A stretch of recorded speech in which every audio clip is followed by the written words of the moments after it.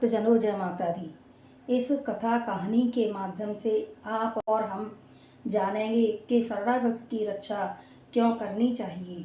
प्राचीन समय की बात है। महाराजा शिवी उसी नगर देश के राजा थे। वे चक्रवर्ती सम्राट थे। वे बड़े ही धर्मात्मा और दानवीर राजा थे। उन्होंने अपने जीवन काल में अनेकों बड़े बड़े यज्ञ और दान किए थे। उनकी इस दान नीति से प्रसन्न होकर भगवान शंकर ने उन्हें वरदान दिया था, राजन, तुम्हारी सदा इसी तरह दान देने में रुचि बनी रहे और इससे तुम्हारे धन का क्षय भी नहीं होगा तथा तुम्हारा संसार में सुयश फैलेगा। राजा अपनी प्रजा का पुत्र की भांति पालन करते थे। उनके राज्य में कोई दुखी नहीं था। सभी धर्म व सत्य का पालन करने वाले थे। सभी राजा से प्रसन्न रहते थे। राज्य में हर प्रकार का सुख और मंगल था। एक दिन राजा अपनी राजसभा में जनता जनार्दन के साथ बैठे हुए थे। उसी समय एक कबूतर उड़ता हुआ आया और घबराकर राजा की गोद में गिर पड़ा और गिरकर उनके कपड़ों में छिपने लगा। कबूतर बहुत भयभीत और डरा हुआ जान पड़ता था। वह अपनी जान की रक्षा के लिए छुपना चाहता था। उसकी सांसें फूल रही थीं। सांसों की गति बहुत ही तेज हो गई थी। उसकी ऐसी हालत देखकर राजा ने उस पर प्यार से हाथ फेरा और उसे पुचकारा और उसे अपने सीने से लगा लिया। तब उस कबूतर को कुछ शांति सी प्रतीत हुई। कबूतर के पीछे ही उसका पीछा करता हुआ एक बाज उड़ता हुआ आया और वह राजा के सामने आकर बैठ गया। बाज ने मनुष्य की भाषा में कहा कि हे राजा, आप न्यायकारी व धर्म को पालने वाले राजा हैं तथा न्याय और धर्म से भली भांति परिचित हैं। आपको किसी का इस तरह भोजन नहीं छीनना चाहिए। यह कबूतर मेरा भोजन है। कृपया आप इसे मेरे हवाले कर दीजिए, अर्थात मुझे दे दीजिए। हमने सुना है कि आप तो असंख्य ब्राह्मणों को उनकी इच्छा के अनुसार भोजन कराते थे तथा उन्हें मुँह मांगा दान दिया करते थे, लेकिन आज आप किसी भूखे का भोजन छुड़ा रही हैं। यह आपको शोभा नहीं देता है और ना ही आपका यह धर्म ही है। महाराजा शिवी बाज को मानव भाषा में बोलते हुए देखकर चौंक पड़े और विचार करने लगे कि ये कोई साधारण पक्षी नहीं है, ये कोई विशेष बात है। बाज की बात सुनकर राजा शिवी ने कहा, तुम मनुष्य की बोली बोलते हो, इसलिए तुम साधारण पक्षी नहीं हो सकते।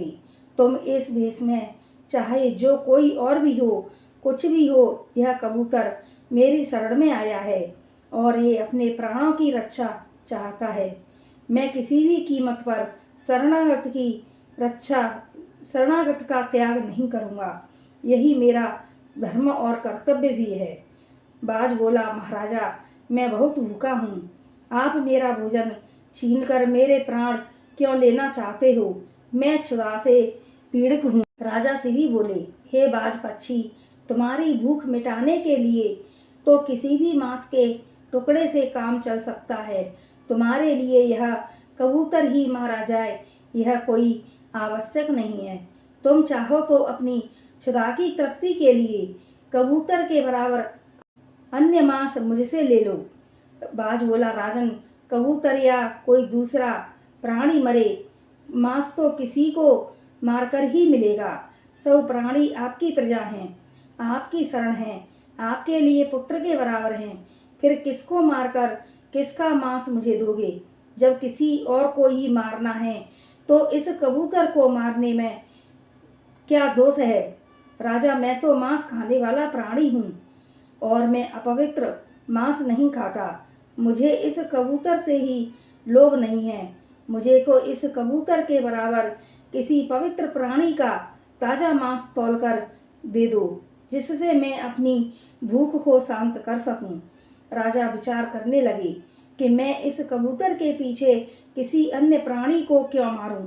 एक की जान बचाकर दूसरे की जान ले लूं, ये क्या बात हुई? यह तो पाप ही होगा। इसलिए मैं इस कबूतर की खातिर किसी अन्य प्राणी को नहीं मारूंगा, बल्कि इसके बराबर अपना ही मांस क्यों न मैं इसे दे दूं। महाराजा शिवी बाज से कहने लगे, हे बाज पक्षी, मैंने विचार किया है और मैं इस निष्कर्ष पर पहुंचा हूं कि मैं किसी अन्य प्राणी को मारने के बजाय मैं स्वयं ही अपना इसके बराबर मांस तुमको दे दूं। बोला, हे राजन, आप चक्रवर्ती सम्राट होकर एक शरणागत, एक साधारण पक्षी के लिए अपना शरीर क्यों काटते हो? आप इस बात पर पुनः विचार करें। राजा ने कहा, बाज, तुम्हें तो अपना पेट भरने से काम है। तुम मेरा मांस लो और अपनी भूख मिटाओ। मैंने खूब सोच समझ लिया है। मेरा यह शरीर अजर अमर नहीं है, अर्थात नाशवान है, और एक दिन यह नष्ट हो जाएगा। अगर यह भी शरणागत अर्थात शरण में आए प्राणी की प्राण रक्षा में लग जाएगा तो क्या बुरा है। वैसे इस शरीर का दूसरा कोई उपयोग हो ही नहीं सकता। वैसे भी इस शरीर की 3 गतियां होती हैं। इस शरीर को पशु पक्षी खाएंगे, या इसमें कीड़े पड़ जाएंगे अर्थात सड़ जाएगा, या यह शरीर जलकर 2 मुट्ठी राख हो जाएगा। इसलिए इस शरीर को किसी अच्छे कार्य के निमित्त लगा देना कोई बुरी बात नहीं है। तब राजा ने उस राजसभा में कांटा और तराजू मंगवाया और सबके सामने उस कांटे को सही लगाकर रखवाया। एक पलड़े में कबूतर रखा गया और दूसरे पलड़े में महाराज शिवी ने अपनी तलवार म्यान से निकाली और अपने हाथ से अपनी बाईं भुजा काटकर उस पलड़े में रख दी। लेकिन कबूतर का पलड़ा अभी भूमि पर ही रखा हुआ था, ऊपर नहीं उठा। महाराजा शिवी ने देखा अभी इसमें मांस की और जरूरत है। तब राजा ने अपना एक पैर काटकर उसे पलड़े में रख दिया, लेकिन फिर भी कबूतर वाला पलड़ा भारी रहा। फिर राजा ने अपना दूसरा पैर भी काटकर उसे पलड़े में चढ़ा दिया। इतने पर भी कबूतर वाला पलड़ा जमीन से ऊपर नहीं उठा। महाराजा शिवी का शरीर रक्त से लथपथ हो गया, खून की धारा बहने लगी और वहां थोड़ी ही देर में खून की कीच ही कीच हो गई। लेकिन राजा को उसका बिल्कुल भी दुख नहीं था। उस महाराजा ने देखा कि कबूतर का पलड़ा अभी भारी है, नीचा है। तब वे इस बार स्वयं पलड़े में जा बैठे और बाज से बोले, हे बाज पक्षी, तुम मेरे इस देह को खाकर अपनी भूख मिटा लो, अपनी क्षुधा शांत करो। अब की बार महाराजा जिस पलड़े में बैठे थे वह पलड़ा इस बार कबूतर से भारी होकर जमीन पर टिक गया था और कबूतर का पलड़ा ऊपर उठ गया। राजसभा में राजा की शरणागत बत्सल का, राजा का धर्म, राजा की करुणा, दया कथा, त्याग और बलिदान देखकर सारे सभासद देखते ही रह गए और सभी राजन धन्य हो गए, धन्य हो कहने लगे। उसी समय एक अद्भुत दृश्य दिखाई दिया जो सबने देखा कि बाज तो स्वयं साक्षात देवराज इंद्र के रूप में प्रकट हो गया तथा कबूतर स्वयं अग्नि देवता के रूप में प्रकट हो गई। अग्नि देवता ने कहा, महाराज, आप इतने बड़े धर्मात्मा हैं कि आपकी बराबरी या विश्व में कोई भी ऐसा नहीं कर सकता।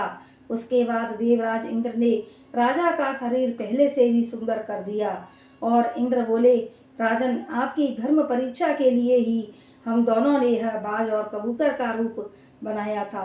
आप हमारी परीक्षा में सफल हुए। आपका यश अमर रहेगा और दुनिया आपके यश को सदैव गाती रहेगी। दोनों देवता महाराजा शिव की प्रशंसा करते हुए प्रसन्न हो उन्हें आशीर्वाद देकर अंतर्धान हो गए, अर्थात अपने लोक को चले गए। शरणागत की रक्षा व उसकी सेवा का कितना बड़ा महत्व है कि देवता व देवराज इंद्र भी हार गए और उन्हें दर्शन दिए तथा आशीर्वाद दिया। इसलिए हमको दीन दुखियों पर दया करनी चाहिए। किसी की शरणागति के लिए अपने प्राण भले ही मत दो, लेकिन यथासंभव उसकी रक्षा और उसके दुख को दूर अवश्य करने का साहस करो। जय माता दी।